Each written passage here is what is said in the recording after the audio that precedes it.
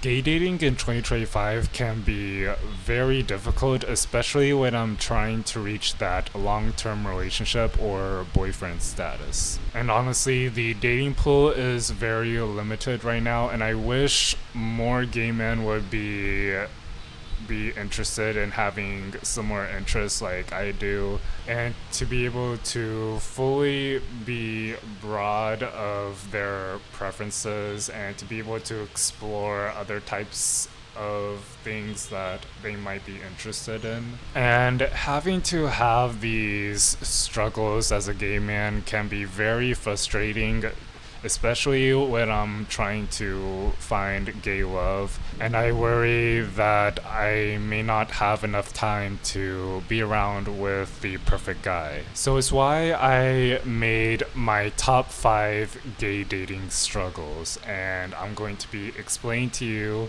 each of the struggles that I've been dealing with and why I chose them.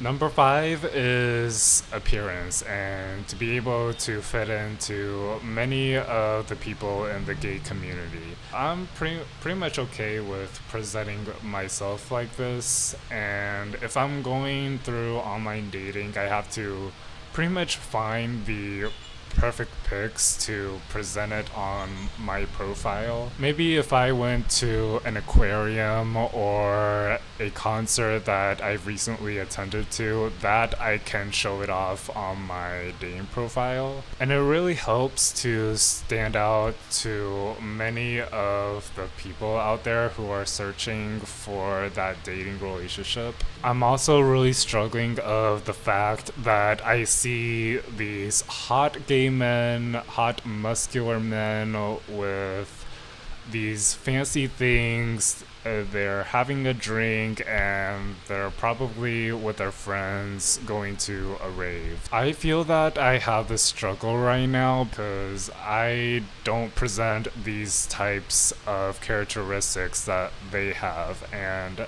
I wish I could be muscular, and I wish I had all of those things that they had. But honestly, the way that I am with how skinny I am, or how I dress up, and how I look in front of others, can be deceiving. And I really wish more people would be accepting of my appearance and what I look like and how I speak and communicate, and being more authentic, and the list goes on and on. And yeah, this is one of my dating struggles that I have to face, and I just hope there will be a lot more good guys out there who accept me for who I am and what I present to the table. Number 4 is interests and preferences.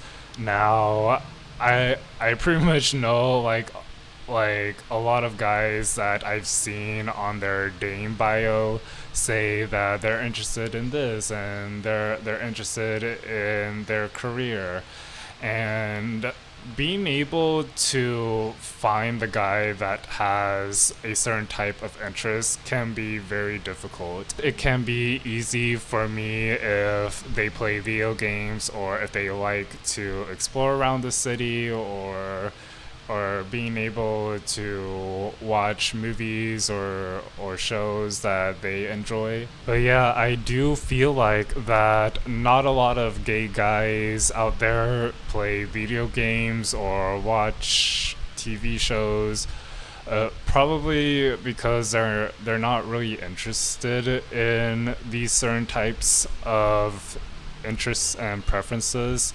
And so instead, they might want to be able to explore around the world, to be able to travel, and to be able to connect to like-minded people who are already in their business career or their hobbies that they may enjoy doing. So I can very much feel that having the struggle of sharing similar interests and preferences can be very difficult in the gay dating experience. If someone doesn't click well to my preferences, then it's really not a match. Number 3, not being aware of red flags. And I know so many of the guys that I've been in dating relationships with do not tell me their red flags. They're pretty much very discreet about it, and they don't want to hurt the other people's feelings if they don't share their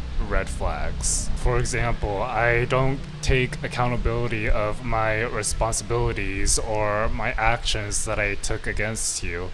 And so that is one of the examples of a red flag that I might not be able to speak out in front of people, and this leads to getting that person's feelings hurt, and they may not want to be able to be with you around if you're very much hiding your red flags. And my tip for y'all guys is to be more open and to be more communicative of what you like and don't like, because this can very help y'all guys to be able to find out if you like these things or if you don't like these things. And this can pretty much help set boundaries for you and yourself. Number 2, not being communicative with their feelings and emotions. And I feel like the people in the gay community are pretty much not expressing how they feel in front of their dating relationship. Now, from my experiences, I feel that when I'm going into dating relationships, they don't tell me how they feel about me, how they feel about having this long-term relationship. And I understand that, but being able to fully communicate how you're feeling with your emotions and feelings will help me to understand what type of mistakes I've made and what I should be doing to not make the same mistake ever again. So all I ask of you is to be more direct and communicative with your emotions and feelings. Otherwise, I won't be able to figure out what your problem is, and obviously you can't even figure out your problem solo. Like, you can't even do that. Like, I am here to help you get through with most of the emotions that you are experiencing, and I can pretty much help you out if you're struggling on that issue. And the number 1 gay dating struggle is being autistic.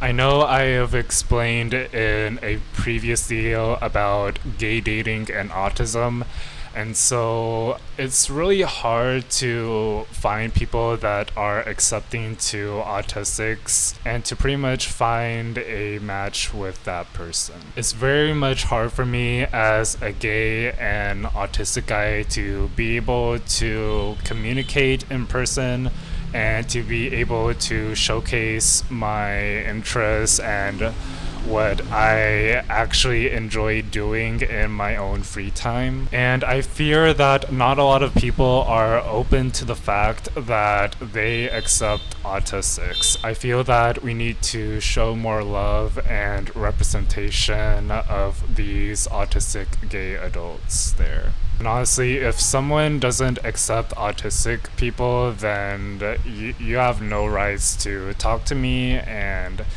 neither does the autistic community. And on top of the number 1 spot is ghosting, and this is one of my biggest gay dating struggles that I've ever experienced. And having to ghost someone can be really heartbreaking for me. I know that people who were very communicative before are not communicative as the weeks go by. I know people have really tight schedules, or they might not be able to communicate with their dating relationship 24/7. But I just worry that they might be falling out of that relationship and having to move on to be with another guy. It's just really a frustrating moment to deal with, and honestly, I just wish no one would ghost me, and to be very more communicative with how they're feeling, how they have been at work, how they've been at school. So yeah, I really wish that